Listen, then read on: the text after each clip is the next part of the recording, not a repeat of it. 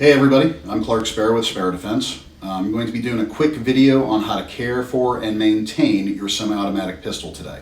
Most of our new shooters show up not having any idea of how to care for their gun. So I have a Glock 43X MOS I'm about to put into service. I just took it out of the box to put it up here. I'm going to do an initial inspection and cleaning for it, and then when I put it into service I should be pretty comfortable that all the parts look the way they should and that everything's lubricated properly and cleaned.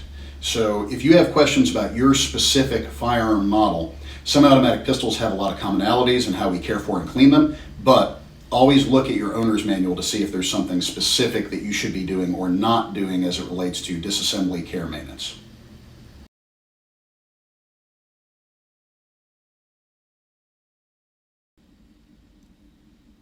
All right, this is my dedicated cleaning area today. I've set it up so that everything I need for the cleaning is going to be in one place. I'm not being sponsored by any of these folks, not being endorsed, not receiving any money to showcase these products. This is just what I've been personally using for a while now. Prior to beginning this, I ensured that my pistol is empty, the magazine's empty. I'm going to check again prior to the disassembly process, because on a Glock pistol you do have to press the trigger to the rear as part of the disassembly process. So starting on the right to left, I've got black latex gloves to keep my pores from getting filled with burned powder, lead, anything like that. A bore snake in 9mm, which is the caliber of the pistol that I'm using.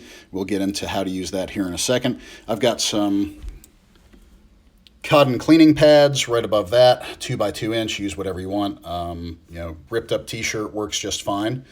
I've got some swabs up here, good at getting into some of the crannies and nooks that you may have on your pistol, like the slide rails.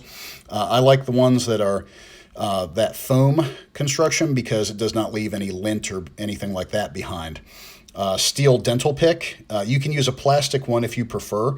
That has less of a chance of marking or damaging your firearm. I've been doing this for a while now, so I'm just comfortable using that. It helps me get some of the caked on powder on the feed ramp and some of the other parts of the firearm that I might need to get into.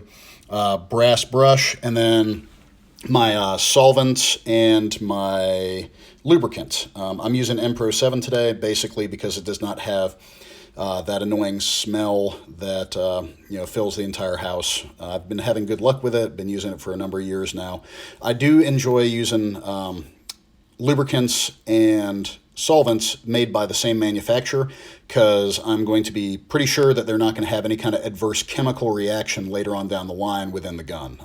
If you are using different chemicals from different manufacturers, you don't have a certainty that they're not going to have some sort of weird chemical reaction. Also, synthetic lubricants are my preferred. They operate at higher heat, and they do not smell like French fries when they get hot.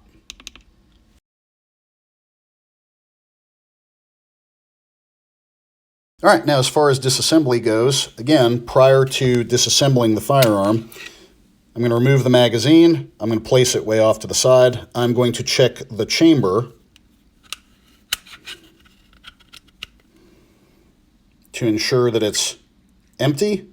Stick a finger down there if you like to be double sure. On the Glock pistol, send the slide forward. I have to press the trigger to the rear, and then I have these safety tabs up here. Your disassembly, if you have a different make and model, is going to be different, obviously. On this one, I pull slightly to the rear while pulling down on those tabs, and then I can slide the frame and the slide apart. The slide assembly is going to leave me with recoil spring, which then allows me to remove the barrel. And these are going to be the four parts that you as the end user are going to be dealing with today. Beyond this, you want to probably consult a qualified armorer.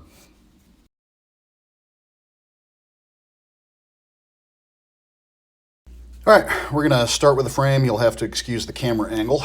It's going to be a little awkward to work with. So, frame laying here by itself, I take the solvent, and I will spray it into there. You can let this sit for a little while if you'd like. It'll help break down anything that may be in there.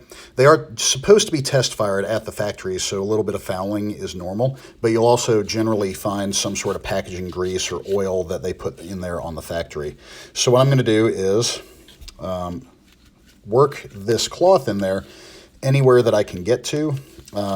I'm not trying to pull real hard on anything. I'm basically just going over the parts that I can get to move any visible dirt off. So areas here on the trigger assembly, the slide rails, which you can see right there and right here, any of the contact surfaces.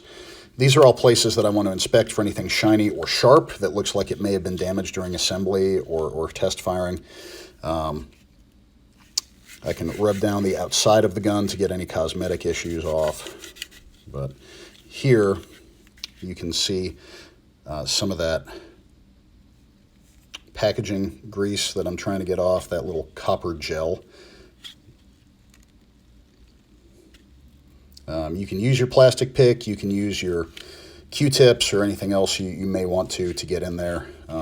But at this point, because it's a new firearm, there's not going to be too much to worry about or clean right now.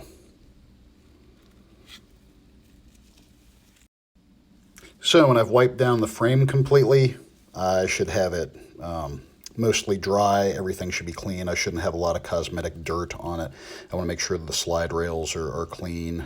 We'll get into lubrication here during reassembly, but this is what I should end up with, and then I'll end up putting it to the side.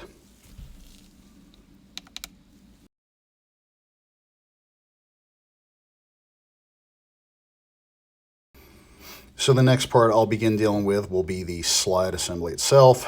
So what we're going to do is like to put it on the sights and then spray in there. I am not trying to fill the firing pin channel with a bunch of material or solvent. That is going to lead to problems later on down the line where they start collecting debris and impeding the function of the pistol. So if you look right about here, you should be able to see some of that copper grease in there. That's one of the things that I'm going to be doing right now, is taking that stuff out. So with this, you can use your Q-tips or your swabs for that. That will get in there and allow you to kind of push that along. You can see that it came out with a lot of material that we wanted removed. You can also be using your pick and a cloth. That's generally what I'm doing at this stage. And I'm not pressing super hard. The goal is to remove all this loose stuff in this gel and not actually start scratching up the moving parts of the firearm. So go over this a couple times. There's no real rule on how many is too many. Doesn't have to be super inspection clean. These things are designed to work in inclement conditions, dirty. I know some folks that brag about never cleaning their firearms, like that's some sort of weird badge of honor, but anytime you introduce foreign material into the gun, it's going to be a little less likely to function. That may be like itty-bitty tiny percentiles less likely to function, but still, if you have the time and you have the means to clean it, they do like being clean.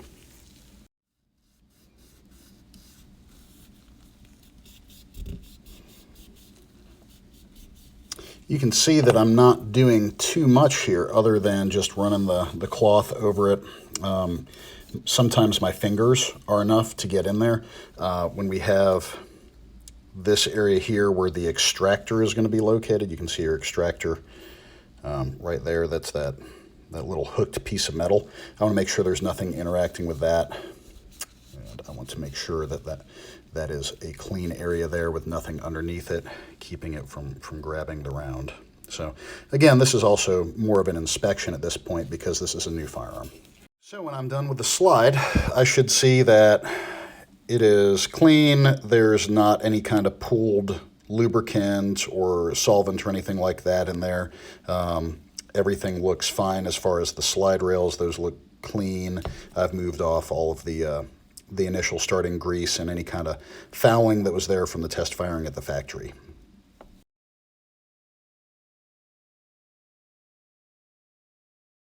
So your recoil spring is probably pretty easy for most of us. There is not a lot to be done with these. most modern semi-automatic pistols are going to have these as a module that you replace when needed. You're not going to really service these by taking them apart or driving out pins or anything like that. If you're really ticky and you want to make sure that everything's fine, you can spray it down a couple times.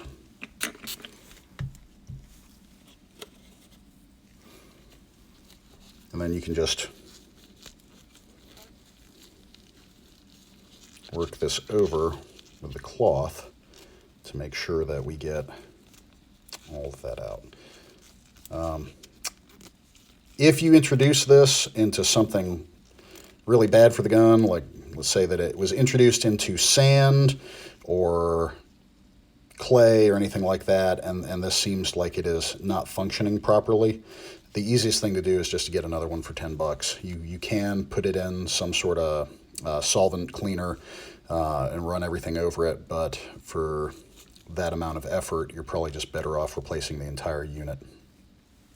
Also, keep up with your round count. These do have a certain number of rounds after which the manufacturers request or suggest that you replace them to keep them functioning properly. You know, that said, I know guns that are running after 100,000 rounds with the same spring, and I have seen other guns that have had to have springs replaced much earlier. So no absolutes. Just pay attention to your firearm.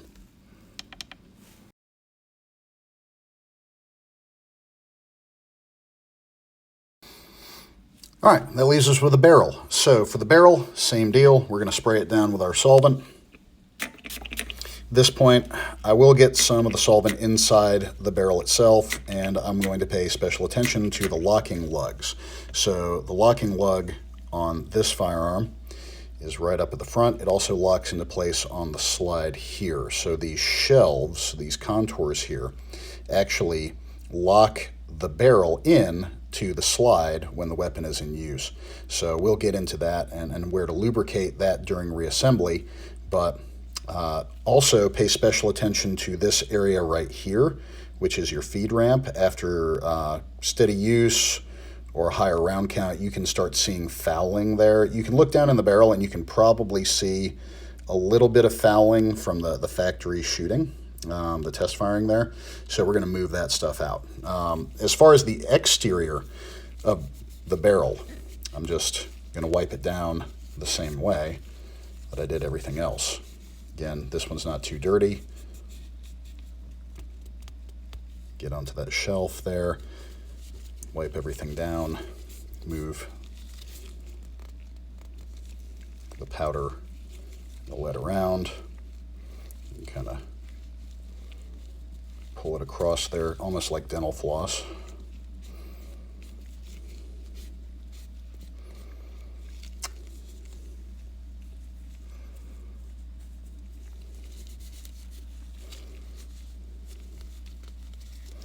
Now, as far as the barrel goes, inside, to clean the interior, you could do this with brushes and patches and everything like that. A lot of the pre-made kits will come with specific brushes and jags for use. With the bore snake, I'm going to take the little brass plunger from the chamber side to the muzzle side, and then I'm just going to pull this through. Now right about here, you can see all these brass bristles there. That's actually going to pull through and take all the dirt with it. And then that should come out very clean. And when you look down in there, you see it's all mirrored and shouldn't have anything in there. You can do it a second time if you want. I do it usually a couple times, but that saves me a lot of, X number of strokes with the brush, then hit it with the jag and the patch. So this ends up being a pretty significant time saver when it comes to cleaning multiple guns, which I usually have after a range day or teaching a class.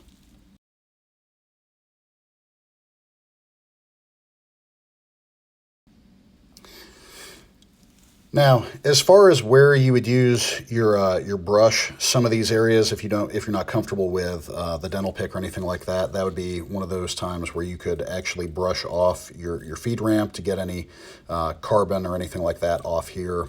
You can get into the locking lugs. You could do the slide rails. So this is one of those tools where if you have something that's caked on or your gun hasn't been cleaned for a while, it will actually help you move some of that stuff around and get into some of those nooks and crannies where you couldn't. Most of them come with two different sides, so I have a very thin area here, and then I have a little bit more robust area where they're a little closer together to kind of move bigger chunks around.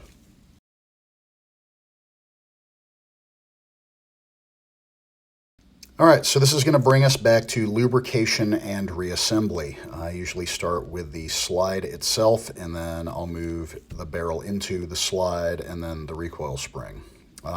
Starting with lubrication of the barrel, I'm going to put lubricant in two different places.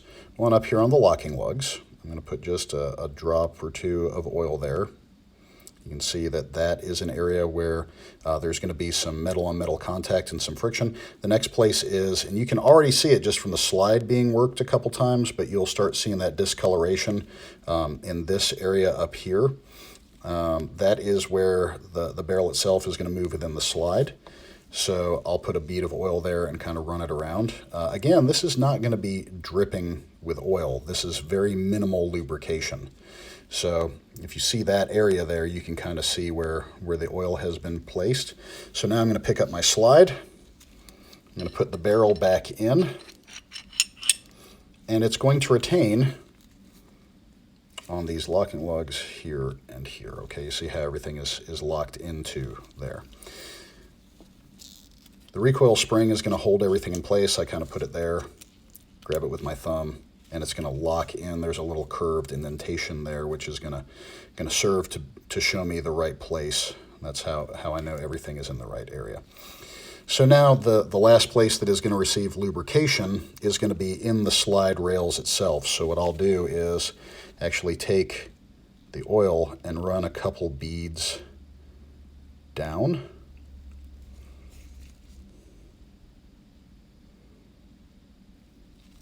And I can kind of stand this up so that the oil will run down towards the front of the gun, towards the front sight.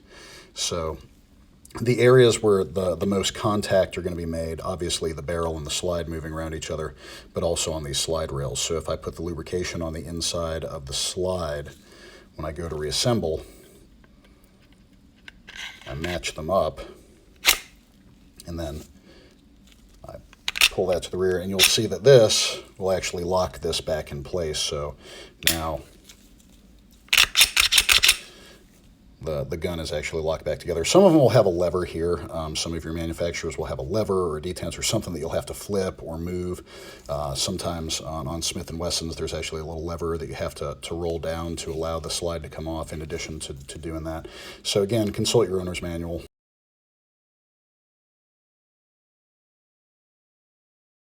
So from here, there's a number of tests on a Glock pistol that I'm going to do. First, when I run the slide, I want to make sure the thing doesn't fall off the end of the gun. That's going to be a clue.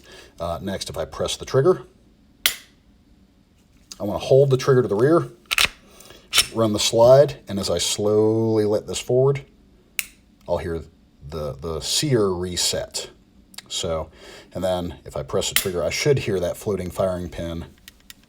You can hear it moving inside the gun there. That lets me know that the firing pin safety has been disengaged as well. So this lets me know that I have reassembled the gun properly. The gun's in good working order. If I had held this to the rear and I'd heard the striker go forward again, that would be a clue that something is probably seriously wrong in there, because that means that the gun would have gone full auto.